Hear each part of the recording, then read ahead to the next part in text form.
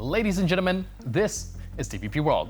You're watching another edition of Break the Fake, where we debunk fake news and combat false narratives. I'm your host, Benjamin Lee, and let's get rolling. This weekend, Germany held state elections in Thuringia, with the far-right populist party Alternative for Germany, also known as AfD, emerging victorious with almost 33% of the vote. This is the first victory of the far-right in local elections in Germany since World War II. So what might be in store for Thuringia now, given the party and its nefarious connections? Björn Höcke, head of the AfD's Thuringia branch, is considered one of the most radical politicians in Germany. His antics, although that seems too light of word for it, have repeatedly landed him in the media. Only in 2024, the court convicted him twice for using nationalist socialist slogans. And here's Höcke himself arriving to cast his ballot in a Russian-made Lada Niva. Before you start thinking we're just drawing conclusions because of his car of choice, his security detail followed him in a German-made BMW. At this point, it does seem like it was all show designed to engender sympathy from voters still nostalgic for socialism, a sentiment still relatively common in the former German Democratic Republic. From the beginning of the full-scale war in Ukraine, Alternative for Germany was critical of the course taken by the German authorities to help Ukraine. The government was accused of inciting war, and the decision to send Leopard 2 tanks to the embattled country was labeled disastrous. AfD is openly in favor of halting the supply of military equipment to Ukraine, professes Euroscepticism, is critical of NATO, and sees Russia as an integral part of Europe's security architecture. So the staunchly nationalist, anti-immigration, and Russia-friendly party could win enough seats in both federal states to block decisions that require a two-thirds majority, such as the appointment of judges or top security officials, giving it unprecedented power. For the ruling left liberal coalition in Berlin, the results in the two eastern states become a second serious blow after the poor showing in the European Parliament elections back in May.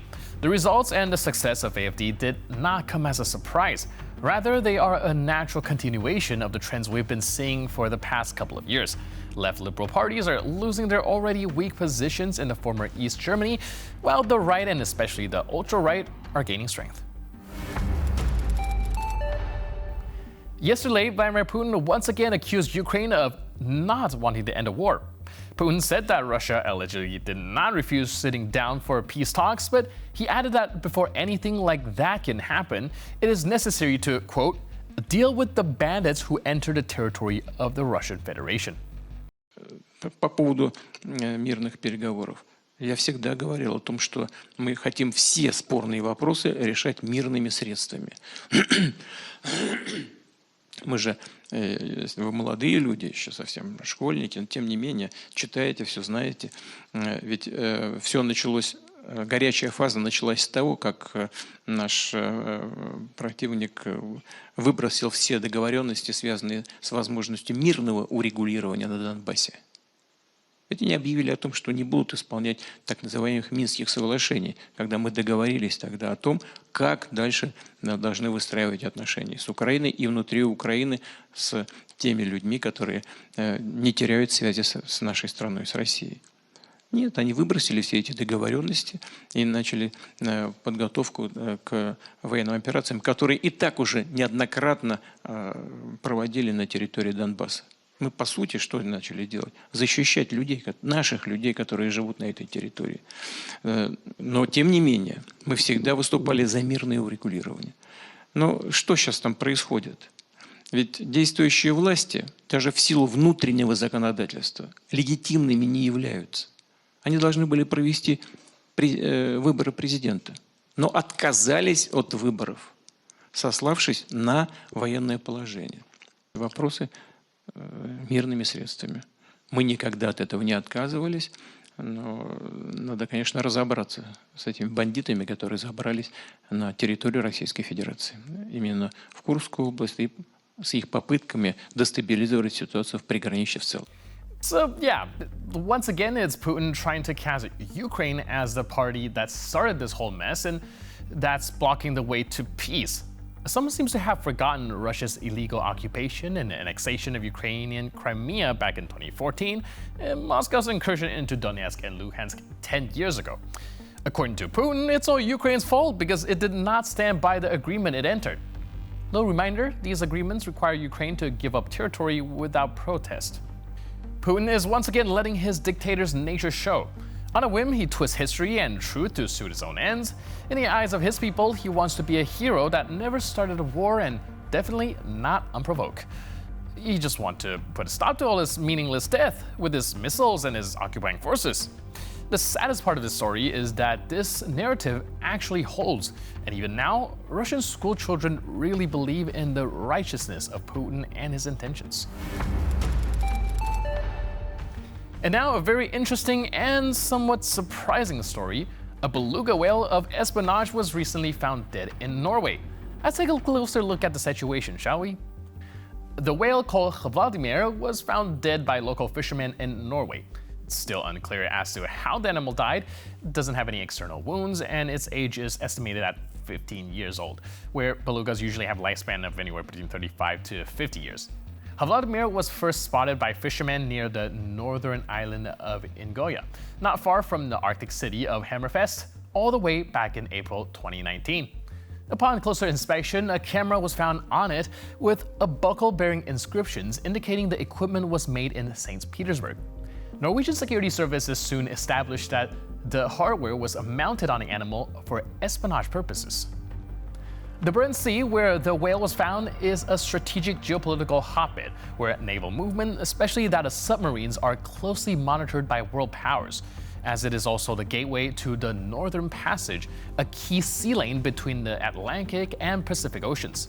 In 2022, satellite images showed that the Russian had placed cages with dolphins and whales at the entrance to the Sevastopol Bay. The Russian Navy has long used dolphins to protect ships from combat divers and frogmen. Trained marine mammals can also patrol coastlines with a video recording device and a radio beacon.